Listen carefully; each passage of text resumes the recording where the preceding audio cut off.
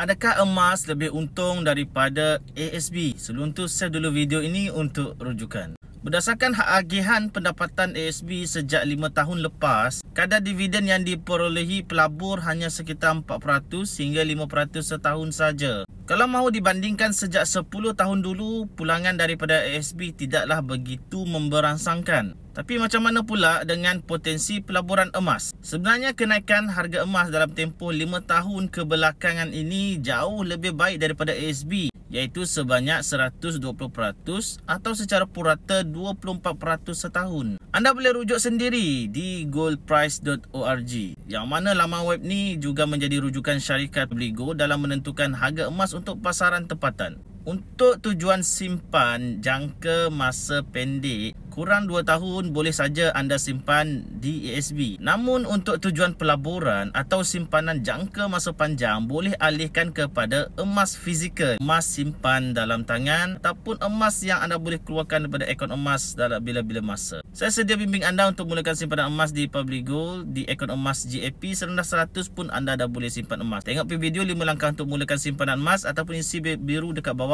Saya akan bantu anda sebaiknya. Jangan lupa follow dan komen untuk lebih banyak ilmu kewangan dan emas.